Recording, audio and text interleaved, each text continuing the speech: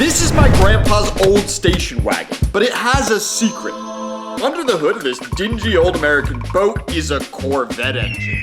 But there's a problem. In the 90s, Chevy couldn't make this as cool as the Corvette, so they strangled it in emissions-related crap. Which is why we're gonna undo all of that and make this sucker scream. Because it was never meant to be unleashed, it's probably gonna be really hard. American stuff is so good, dude. They're so good at making stuff. But we're gonna make it happen, because you're watching Crap to Cool. Show them what you got, Jackson. Woo! All right, we're gonna take the old header bolts off. Now these haven't come off probably the whole time of the car. So this is gonna suck bad. There are 3 crucial things holding this engine back from its true potential. And we need to tackle each of them if we wanna make my grandpa's car insane. First up is the exhaust. You just gotta crank it. This thing has one of the worst design exhausts I've ever seen, and it's super restrictive. It's also pretty annoying to get off since none of these bolts have moved in over 30 years. But slowly, it's starting to come off. Nice. Not without a lot of struggle though.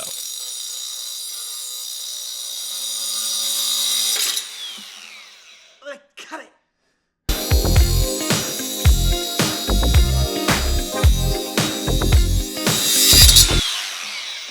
Safety squints. Yeah, you weren't even squinting. I was sometimes.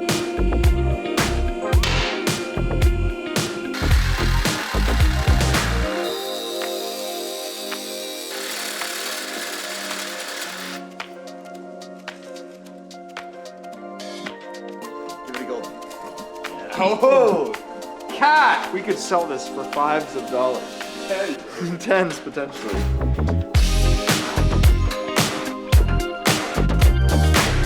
Yes.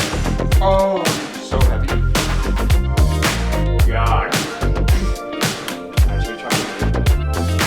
All right, folks, I'm gonna give you a quick demonstration of why this is so helpful for us. Will you hold that? Demonstrate that. These are nice. So, this is our current setup. You can see it's quite thin, and that means not that much flow. Well, that's not the only reason why, though. It's also just the design. The way it flows all into the spot is completely different than this. So this is actually completely inefficient. However, If you look at this, you can see that each cylinder gets its own chamber, where they all down collect into 4 to 1 down here. Each cylinder gets its own chamber. They're all nice, thicker diameter and just straighter lines. So the flow is more efficient, which allows us to make more power and sound better. flow is good. We're on the easy side, so hopefully this part will go smoothly and it all fits. The hard side will be hard.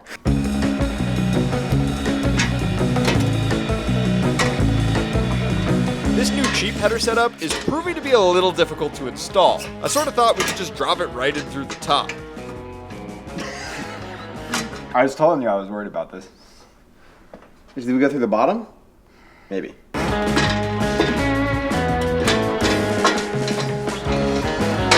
Turns out the bottom is also a bit difficult, so we're gonna need to chop off even more of the exhaust and try to make these fit.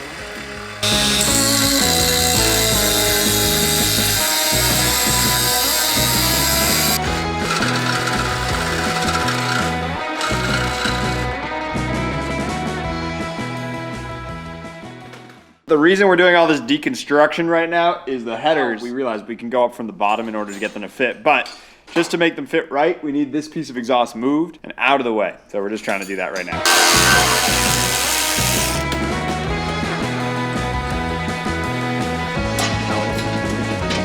Oh yeah, I have a very important question. Oh, this doesn't fit. Bad news, the headers, they don't work. So we need to get new ones, but in the meantime, we have a few more mods we're gonna put on. So first step is take home plate off, bro. And somehow there's always leaves in there. I don't know how they get there. I don't know what animal is burrowing in my vehicle. The reason I'm taking that off is to get to the throttle body, which is actually step 2 to unlocking this engine's full potential. You see, the throttle body is what lets more air into the car, and when Chevy built this, they used one of the most restrictive throttle bodies I've ever seen. That's so good. What is that? Oh, Coolant came out, but only after the black sludge came out. After much misery and pain, the throttle body is out. You might be wondering, why would we replace the throttle body? Well, this car's naturally aspirated. There's not a lot of ways to make power because we can't just turn up the boost on a turbocharger or put a smaller pulley on a supercharger. Original throttle body, new throttle body. You can tell that the holes are a lot bigger, which means more airflow, more power, more better. So we're gonna put the new one in. That makes sense, you following? We need more air crankshafters, shaft crankers. In order to swap this new one in, I'm having to take a lot of things from the old one that the new one didn't come with, like this sensor, for example. And with those on, I can chuck this thing back in.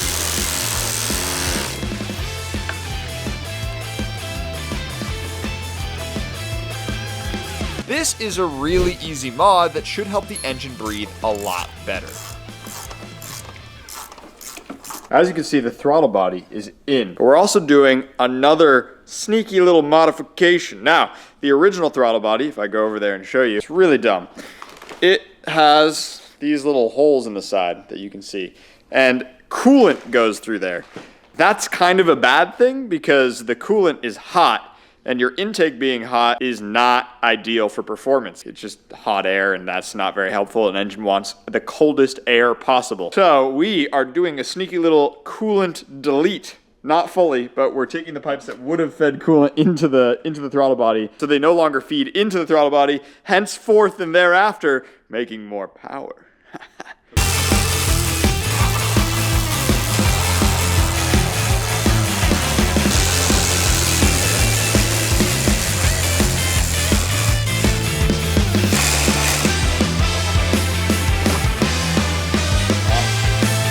Now you might be wondering, why is Will taking a fan off the car? If you remember from the last episode, which you should watch if you haven't already, this fan kind of makes the engine run weird. It makes a weird sound, but without the fan, it runs great. We turned it on without the fan and it ran flawless. I think part of the reason why I might have been doing that is because the fan was not well attached.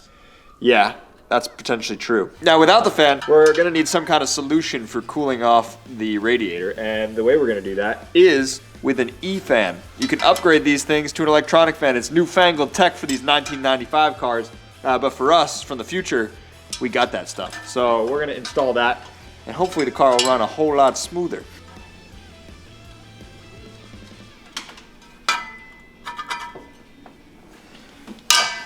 Nice. Oh, fan off. Burn up.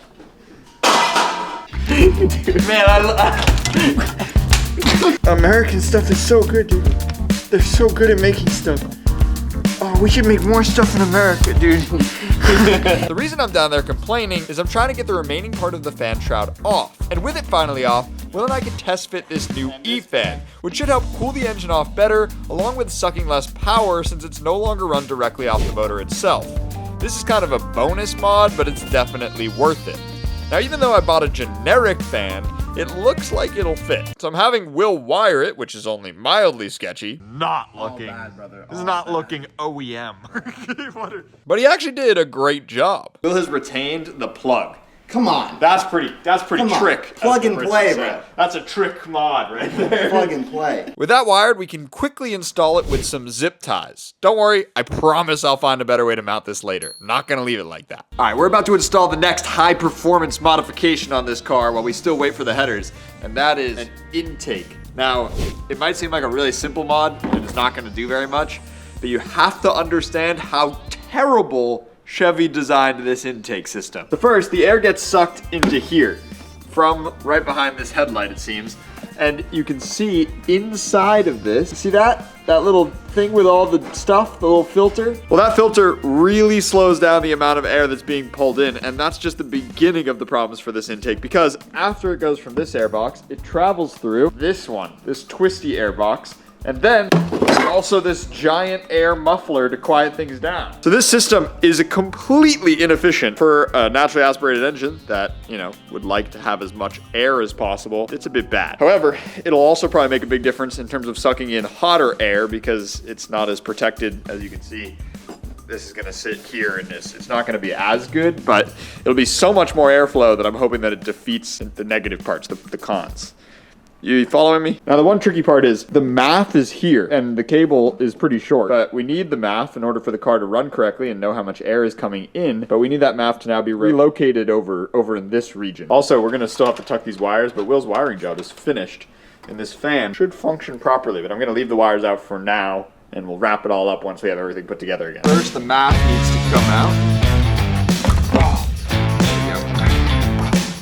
And then That comes out. That'll clear up quite a bit of power.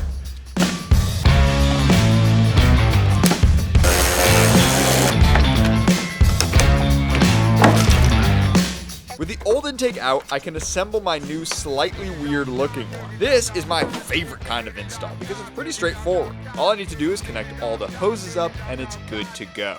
Except it isn't, because there's one thing I haven't totally figured out yet. The MAF with its relocation, we haven't gotten the wire to it, so Will is working on trying to figure out how to get the MAF wire to the MAF so that the car understands how much air is taking in. It turns out Will's newfound wiring skills transfer to this too, as he's able to just extend the wire to the new MAF location. Now, we have a problem, as you probably saw. These really cheap headers are not cutting it. Who would have thought that the bad, cheap parts that don't even say they fit this car don't fit this car? I really thought I'd be able to figure it out. He ordered some random crap without consulting me, and that's what happens. They don't fit. It's really hard to find headers that are meant to fit this car. There's plenty. It wasn't very hard. I found them in like 3 minutes. There's almost nobody that makes them. Let me say that. There's literally one That guy. is true. There's one guy. His name is Dan Ferrero. And Dan knows everything about these cars. He's an expert. And we found him, and he is the man. Now, Dan said to us, I can make you headers, but it's going to take a long time because I want to do them really right. I want to coat them. I want to make sure they're perfect for you. And we said, Dan, that sounds great, but you know what? We want them really fast, so don't do any of that. Just make them. And he really didn't like that, but he still did it for us because he's the man. So these are against Dan's wishes. They are not coated. They are not perfect. Well, they look nice. But they are sick. Now we have custom headers for our beautiful car. These are not cheap either. These are actually like solid quality, handmade in the USA. Dan knows what's up. They fit, believe it or not. Check this out. Show them. Show Watch them, ladies this. and Remember gentlemen. how we were struggling? Look at that. It turns out when you buy the right part from someone that knows what they're doing, It just goes right on. fits. Dude, that's good. Oh! But yeah, no, don't let Jackson order your headers. But these are great. Thank you, Dan. And we're gonna get these installed, and we're gonna make some power. If you have one of these cars, for whatever reason, please call Dan Ferrero. Yeah, these or an Impala SS of the same generation. These headers fit there as well. They're sick. Dude, I've never met somebody so knowledgeable. He's like what you imagine Porsche people are like, but for these cars. So he's a sick, insane man. But He's it's a little okay. bit insane in the head, and Yeah. I love that about him. It turns out having the right parts makes things a lot easier. Who would have thought? And these beautiful Dan headers bolt right in. That being said, one side is way easier than the other. You see, on the passenger side, they put a ton of hoses and it's way tighter overall, so this part sucks a little bit. But it's not too bad, and I cannot wait to hear how these things sound.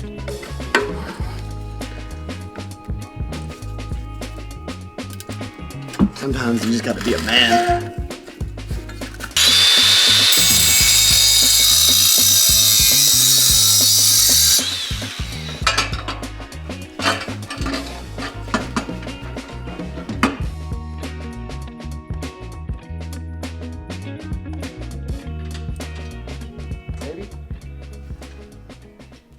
All right, everything is installed. We've got the intake, the new throttle body, the new headers, and I mean, It's time to see if this sucker starts up. If it doesn't, we definitely messed something up, and there's a high likelihood that that's true. I mean, I think there's a couple modifications we can make to make this intake a little better. I'm not the proudest of this intake, and we'll probably clean up the wiring. And also, at some point, we're probably gonna make a little bit of a custom exhaust setup. But right now, it's running straight off the headers, so we're gonna see how these Dan Ferrero headers sound. I'm genuinely scared and excited. yeah, it's Exhaust coming out, like directly. no, like pretty much right in the front. Alright, go. I'm scared. Oh man, we've got a new jump pack attached. Fire it up. Wildly anticlimactic. Come on now. Please start. What the hell? It's a lot. It sounds sick! It's a lot louder. It's a bit louder. Grandpa is loving it up in heaven, bro. Red apple.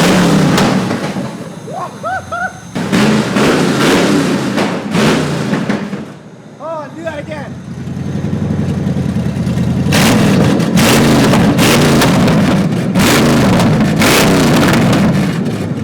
Dude, it's shooting flames like.